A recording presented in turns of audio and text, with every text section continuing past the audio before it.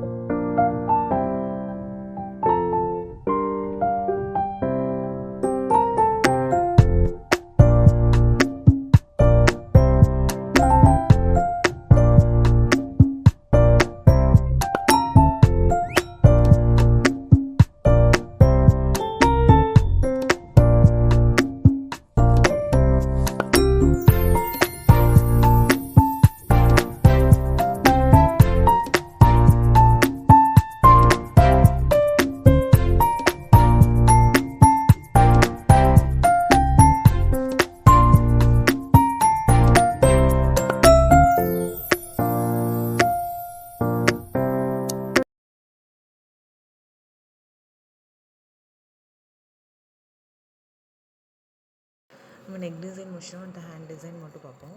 இதை வந்து centre part மட்டும் நம்ம மார்க் பண்ணிக்கிறோம். மார்க் பண்ணிவிட்டு அதில் வந்து ட்ரேசிங் பேப்பர் வச்சு நம்ம ட்ரேஸ் பண்ணி எடுத்துட்டோம். இதில் வந்து கிளிட்டர் லைன் வந்து அப்ளை பண்ணிகிட்ருக்கோம்.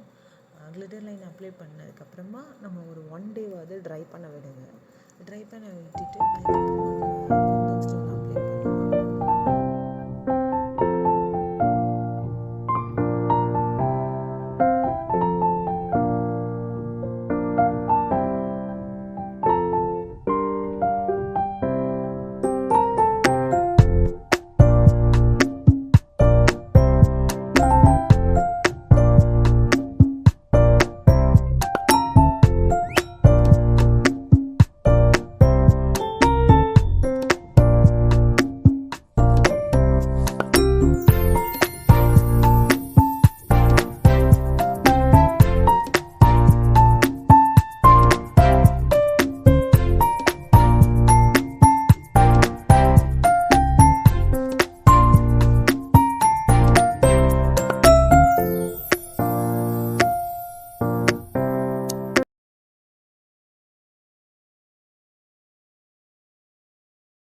இதில் நம்ம குந்தன் ஸ்டோன் ஃபுல்லாக ஸ்டிக் பண்ணியாச்சு.